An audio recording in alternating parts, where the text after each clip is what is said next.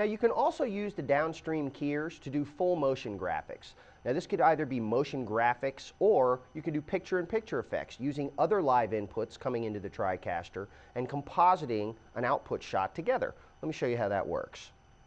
Again, you have the ability to choose what the DSK is going to use as a source, either from the interface or here from the control surface. I'm going to choose DSK1 and I'm going to tell it that I want to use DDR number 1. Now, DDR is a digital disc recorder. It's a media player, allows you to play back video clips, audio clips, and other media. But you can also use it as a source for the downstream key. Now, this comes in handy if you have video clips that have alpha channel in them.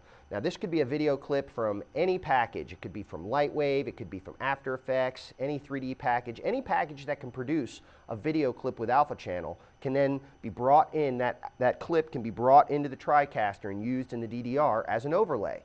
So for an example, here in DDR number 1, we have this clip, and this clip has alpha channel in it. So I'm going to go ahead and cue it up, and I'm going to make sure that single and autoplay are turned on. Now, we'll talk about this a little more once we get into the DDR itself, but it is important that you understand how this works, even when you're just using this for motion overlay. So single is just going to play the single clip that is selected, nothing else in the list. If single's turned off, it's going to play everything here like a list of clips. So we want single on, we just want to run the one motion graphic. And autoplay is automatically going to start the DDR playing when you switch to the DDR or when you switch to anything that the DDR is attached to, including the downstream keys. So again, we've attached DDR1 to DSK1. I have the clip lined up that's got alpha channel in it. I have single and autoplay on. Now we're simply going to hit take for DSK1. You can see we get a beautiful motion overlay graphic on top of program out.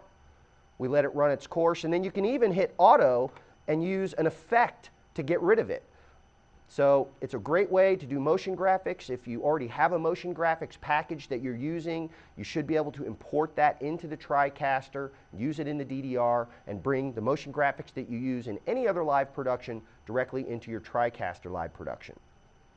Now, instead of using motion overlay graphics, you may want to use another live input and do a picture-in-picture effect. And this is possible as well. We're going to go to DSK1 and we're going to say we want DSK1 to use input number 4. Now, we're going to put V3 on both preview and program. Now, you can go to DSK1 in the positioner, go to position and scale, and start twisting the joystick, and you'll see that input number 4 shows up. I'm able to scale it, position it. I'm going to do a little over-the-shoulder shot here for Kiki. Let's get that positioned and scaled where we want it. That's good. And then again, you have the ability to use transitions to transition that on and off the screen. Now you also have the ability to use a keyed input in the downstream keyer. So the same inputs I'm using to fill our virtual sets with Kiki and Rex and so forth can be used as an overlay. We're going to say we want DSK1 to be input number 1, which is Rex's input.